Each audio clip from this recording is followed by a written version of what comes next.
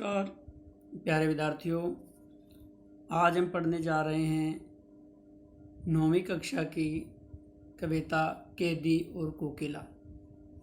कैदी और कोकिला कविता श्री माखनलाल चतुर्वेदी जी की एक सुप्रसिद्ध कविता है। इस कविता में कवि ने अंग्रेजी शासकों द्वारा भारतीयों पर किए गए जुल्मों का सजीव चित्रण किया है। इस कविता में कवि स्वतंत्रता आंदोलन में भाग लेने के कारण जेल में बंद कर दिया गया था और जेल में कवि ने जो यातनाएं सही उसका वर्णन इस कविता में कवि ने किया है।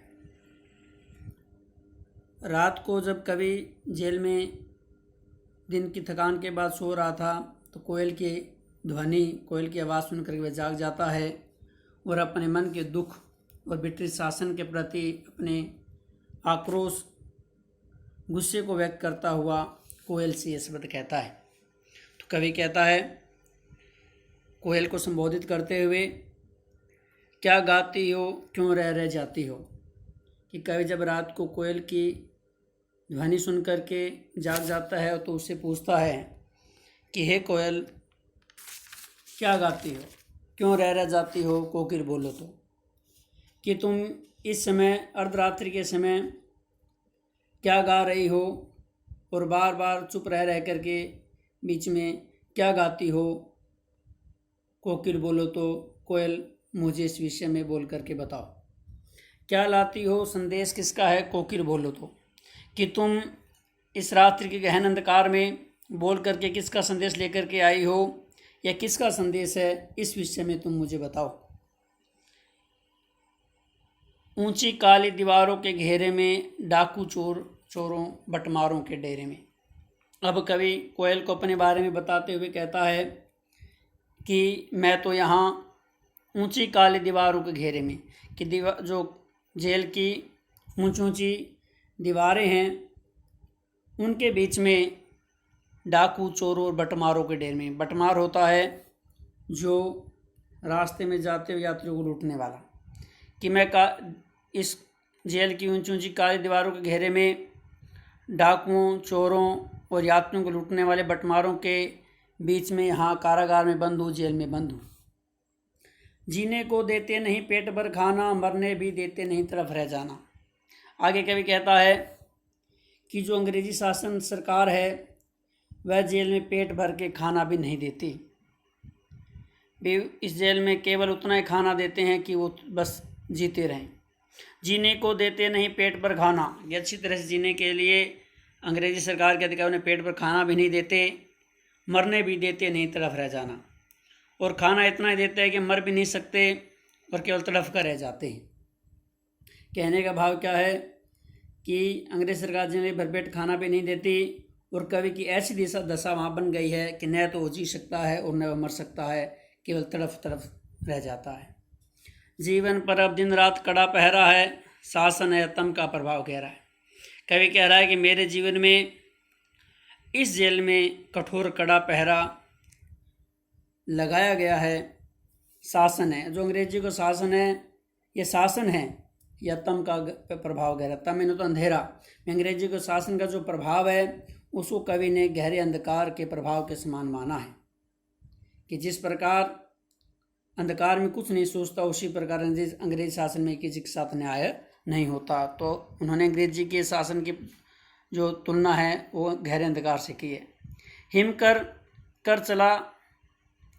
निराश कर चला रात भी काली, इसमें कालिमा मई जगी क्यों आली।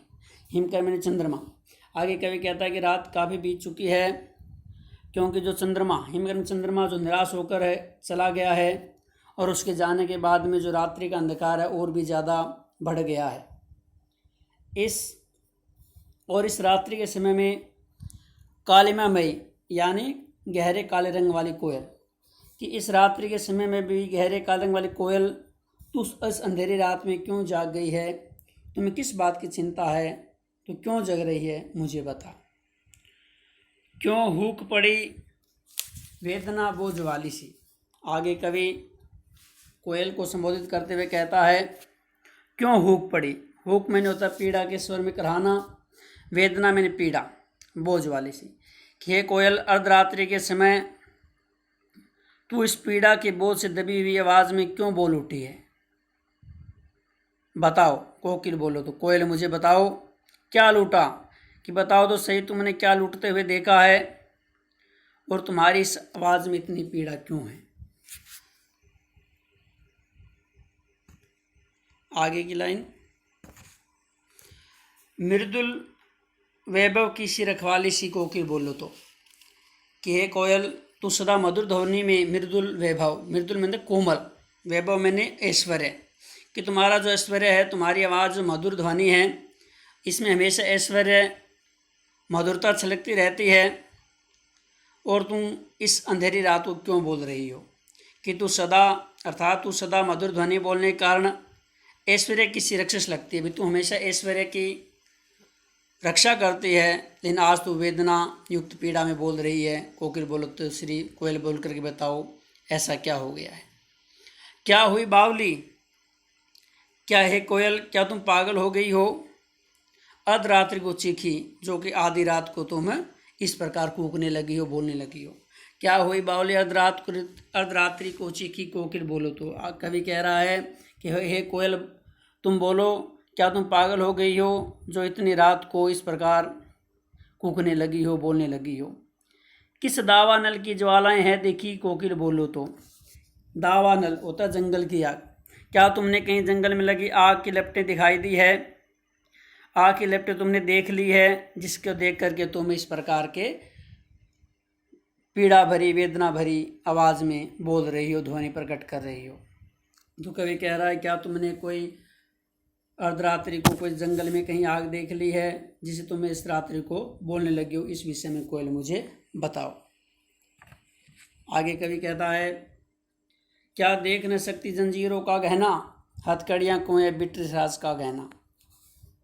कोयल, कवि ने कोयल से पूछा क्या वह यह देख नहीं सकती कि अंग्रेज सरकार ने उन्हें किस प्रकार जंजीरों हथकड़ियों से बांध रखा है? हथकड़ियाँ क्यों, यह ब्रिटिश राज का कहना।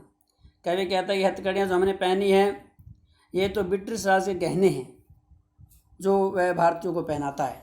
कि जो हथकड़ियों को कवि ने गहने का रूप माना है कि वह आज़ादी की लड़ाई में ये जंजीरें गहने के समान हैं। कहने का भाव क्या है कि ब्रिटिश का भारतीय सेनानियों के पैरों में बेड़ियाँ और हाथों में हथकड़ियाँ डाल देती है, और कवि उनको गहना मानता है क्योंकि आज़ादी की लड़ाई में वह हथकड़ियाँ ही गहने का काम कर रही है।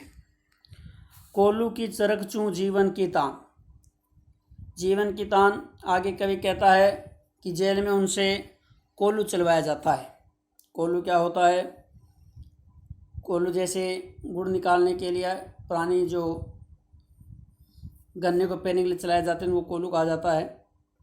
कोल्लू का चरकचू जीवन की तान, कि कैदियों से कोल्लू चलवाया जाता है और उसकी जो चरकचू की ध्वनि निकलती है, कोल्लू चलने से जो आवाज़ आती है, चरकचू की जो ध्वनि निकलती है, कवि कहता है कि मान लो हमारे जीवन की तान ही है। कि कोल्लू की जो चलने की आवाज़ है, चरकचू, वह हमारे जीवन की तान बन गई है। गिट्टी पर उंगलियों के ने लिखे गान। अब गिट्टी कई जगह यहाँ पर मिट्टी भी लिखा है, तो यहाँ अर्थ मिट्टी होगा।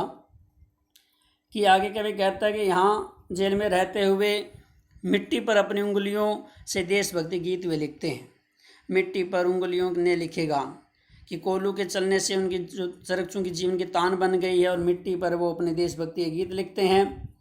हूँ मोट खींचता हुआ लगा पेट पर जुआ। मोट, मोट क्या होता है कि एक ऐसा चमड़े का बना हुआ डोल होता है जिसे कुएं से पानी निकाला जाता है। आज के ज़माने में नहीं है, पुराने जो मोट जो खींचते थे कुओं से पानी निकालने के लिए यह प्रयोग किया जाता था। पेट पर जुआ, जुआ जो है वो बैलों को जोतने के लिए लगाया जाता है, बैलों के कंधे पर रखा है, उसको जुआ बोला जाता है। तो आगे कवि इसमें कह रहा है कि मैं अपने पेट पर जुआ लगा करके मोट खींच रहा हूँ, अर्थात कुएं से पानी निकाल रहा हूँ। कि मैं अपने पेट पर जुआ लगा करके मोट खींचता हुआ कुएं से पानी निकालता हूँ, खाली करता हूँ ब्रिटिश अकड़ का कुआं। और मुझे उस समय ऐसा लगता है कि मैं उसमें पानी, कुएं से पानी नहीं, बल्कि जो ब्रिटिश राज है, ब्रिटिश शासन का जो अहंकार है, अकड़ मैंने अहंकार, अहंकार को खाली कर रहा हूँ, अहंकार के कुएं को खाली कर रहा हूँ। कवि कहता है कि जब वो मोट खींचता हुआ पानी निकालता है तो उसे लगता है कि वह बिट्रिस राज के जो अहंकार है उसके अहंकार के कुएं को खाली कर रहा है। दिन में करुणा क्यों जगे रुलाने वाली, इसलिए रात में गजब ढा रही आली। आगे कवि कहता है कोयल को संबोधित करते हुए कि दिन में करुणा क्यों जगे, कि जो दिन का समय होता है उसमें हमारे चेहरे के ऊपर कोई करुण भाव नहीं जगते।